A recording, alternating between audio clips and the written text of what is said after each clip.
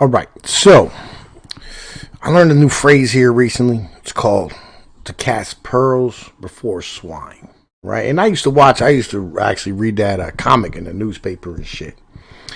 And I never really knew what it meant. You know what I'm saying? You ever know about some shit, but you just don't know nothing about it? You know what I mean? It means to give out information to those who are not worthy. It said, don't cast pearls before swine. It's kind of a cute, little beautiful ass phrase that rich people use to keep us motherfuckers dumb. So, I'm going to cast out some pearls before swine, baby. I'm going to drop some jewels on y'all. Well, Donald Trump is looking to be motherfucking impeached. You know what I'm saying? Congress is going to do their best to fuck up the goddamn country and cause a civil war. You know what I mean? I don't think it's going to happen, but it's a possibility. Who fucking knows at this goddamn point? You know what I mean? The deep state is kind of circling the wagons. I don't know if you ever saw The Shooter. Danny Glover was in it, and he said, if one person betrays the fucking, circle of money and power, they'll stand here and just destroy that individual. And, well, that's kind of what the situation is. Somebody is betraying the circle of money and power, and that's all that really is. But let's look at this here.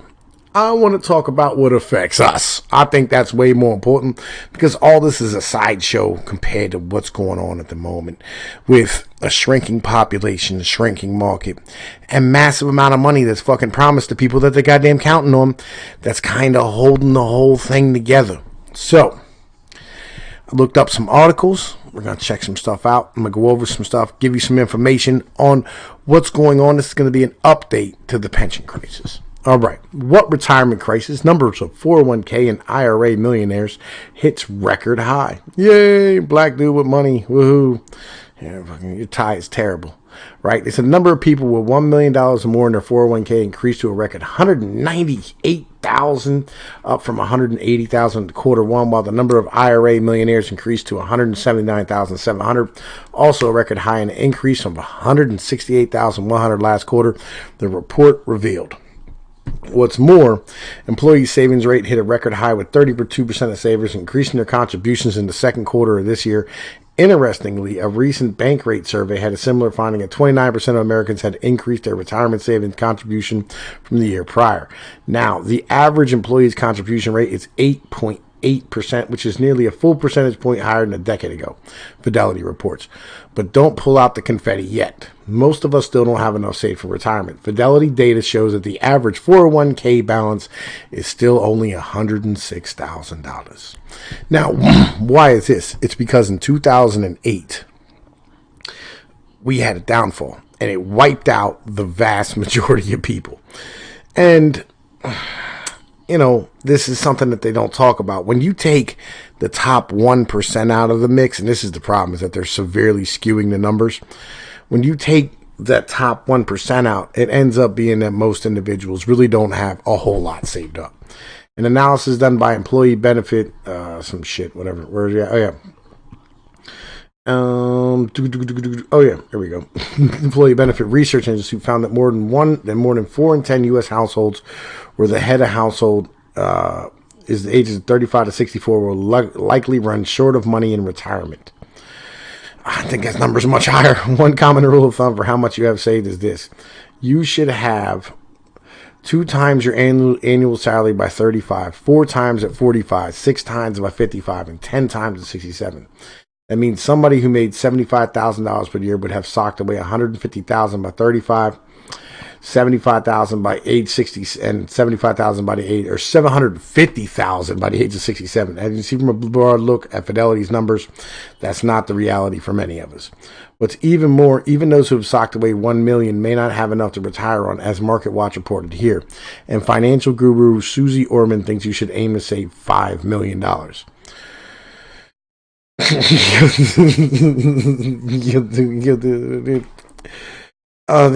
Yo, man, listen, look, there's only so much money you can sock away for retirement. Like, it is what it is. You're never going to have enough money because they keep printing more money and taking us into this crazy ass fucking inflation nonsense. Right. But I wanted to bring y'all that, to show you the next one. Right. Which, I'm sorry, you have to look at this individual. You know what I'm saying? But It is what it is. This is not what we're looking at right now, right? This is some stupid shit that I really don't give a fuck about. You know what I mean? All right. So this is talking about the pension crisis. You have seen firsthand the frustration of Washington gridlock and partisanship more than we have. This is John Boehner and Joe Crowley, right? We know all too well when something doesn't get fixed in D.C., it can end up hurting people back home. When it comes to multi-employer pension plan crisis, the effects are already real. Millions of retirees and workers are at risk of losing their multi-employer pension benefits because their plans are forecast to become insolvent in the near future. This would lead to these retirees receiving just a portion of their pensions. Today's crisis also puts this country on a trajectory toward a system-wide collapse and the elimination of billions in retirement dollars and tens of thousands of jobs. The impetus for today's crisis is the result of numbers of factors, from shrinking union membership to changes in regulatory policies and the stock market losses during the Great Recession. In addition, some employers and multi-employer pension plans have gone bankrupt, forcing the employers that remain to assume financial responsibility for the bankrupt employers' former workers or orphan participants. Inaction leaves Americans out to dry. The widowed grandmother whose financial stability depends on the husband's pension, the aunt and uncle who rely on their pensions after health problems forced early retirement, and young new employees excited about their first job but scared they would never see retirement benefits. As a former congressman from New York and Ohio, this is a near and dear issue to both of us. A number of plans in our home states have been faced with an impossible choice: drastically cut benefits to stay afloat or collapse entirely. Just ask the thousands of beneficiaries who have already experienced their plans falling apart and were forced to accept these steep pension cuts. This includes people in New York, Ohio, Michigan, PA, and Oregon, just to name a few.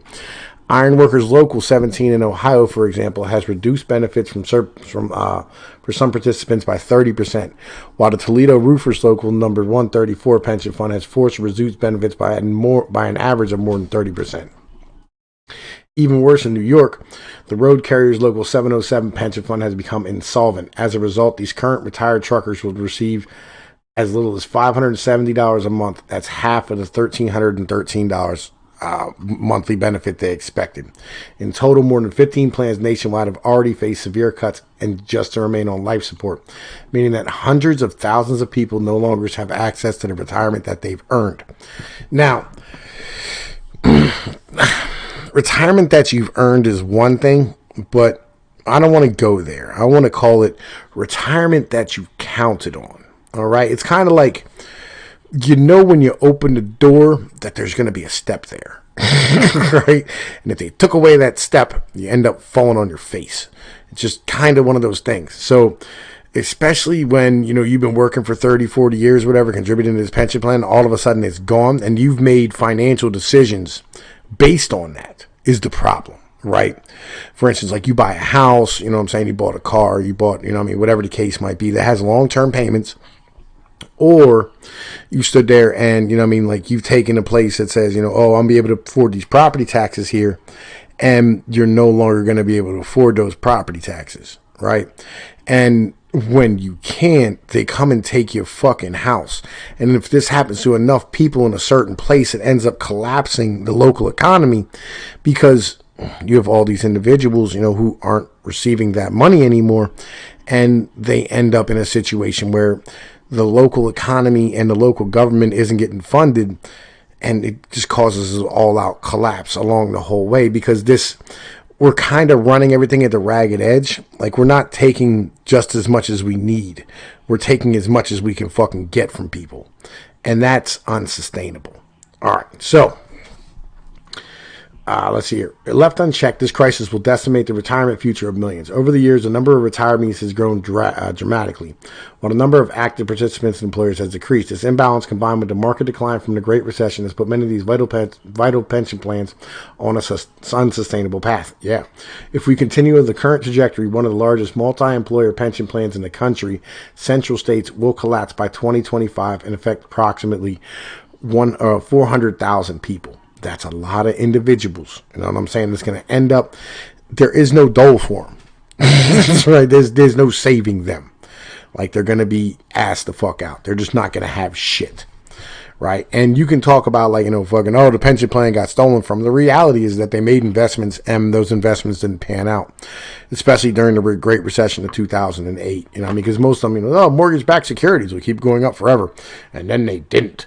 And things just went into a full collapse mode. And when they went into full collapse mode, they ended up not having the ability to buy back in. It's kind of the situation. They couldn't buy the dip. And that's really what happened. And this is, most of this stuff is basically what your stock market is based off of. It's all the money that's in there is kind of the deal, right? So, anyway, right, let's fucking move on to the next goddamn article, right?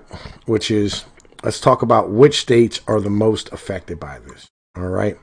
The 5 states with the most underfunded pension liabilities. Now, we've talked about pension liabilities before, and which ones are the worst, and the reasons why. Reality is that they stood here when they started off all this pension nonsense. They said, look, if they did a math thing, and this was back in like the 40s and 50s when you had like 12 and 13 and 15% growth in the economy. They said, well, if it keeps growing like this, that hot hand fallacy, like what's going on right now will continue forever. If it keeps growing like this, we'll be fucking just fine. And so they set all these pension goals at 12%. Well, they never fucking adjusted them, as the economy went down to fucking 5 and 4, 2 and 3 and 1%. And they're still counting on these goals. And so they end up being completely underfunded. Anyway, apologize. So, this is the 2018 cost of unfunded state government pension liabilities per state resident. New Jersey is the worst, right, at $16,000 per resident. That includes babies, right? Illinois at $10,000, Connecticut $9,000, Alaska $9,000, Colorado $9,000, Kentucky $9,000, Hawaii $9,000, New Mexico $7,000. Where am I here? Minnesota $6,600. Right, and it goes down as it goes down through. And the only ones that are actually solving are South Dakota and Wisconsin. And a lot of this has to do with South Dakota has that oil money, and Wisconsin has a lot of like heavy manufacturing for military contracts, like Oshkosh and things of this nature.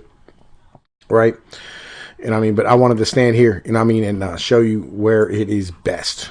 Now, let's talk about what happens when you go to collect your check, right? You go to, stand here and retire or whatever, and you're like, man, stop asking me questions, motherfuckers. For real shit. Like, I don't know why the hell you asking me questions.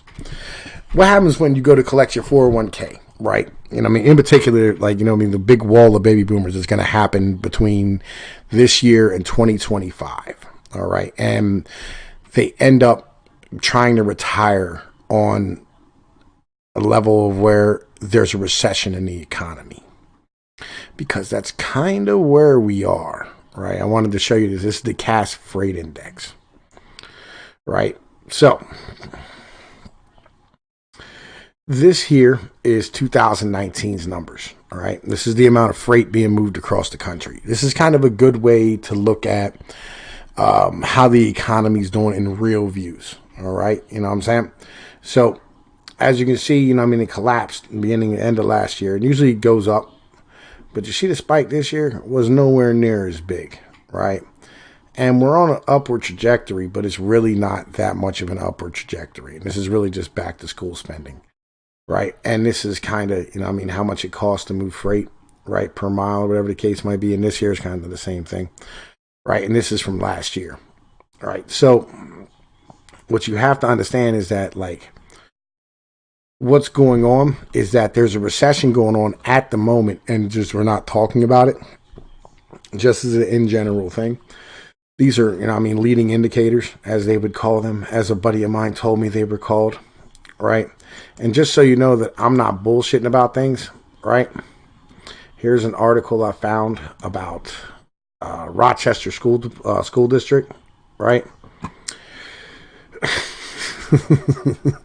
They're laying off teachers, right? And I brought you a few of these articles, over the course of this year. Like, I like to keep you updated on what's going on, to tell you, hey, look, this is happening, like, just keep your eyes open, like, you'll see the cracks in the foundation as it comes through, All right, so the nebulous financial hole in Rochester School District has now come into a troubling detail.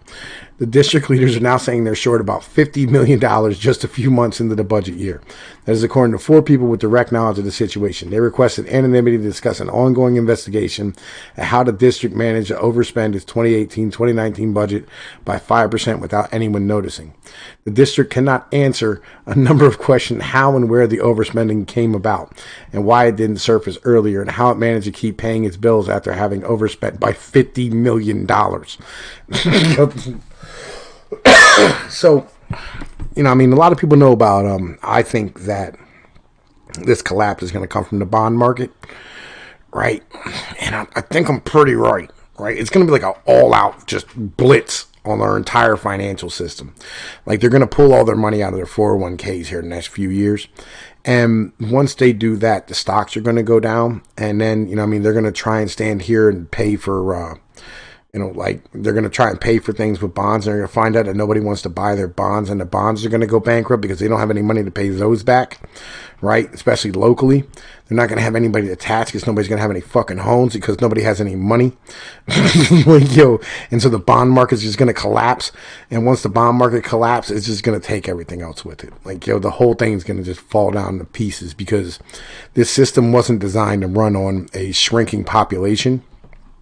Like, that's the reality of it. And it doesn't matter how many immigrants you bring in at this point right now, they're never going to boost the economy because, like, the average immigrant is just collecting a check.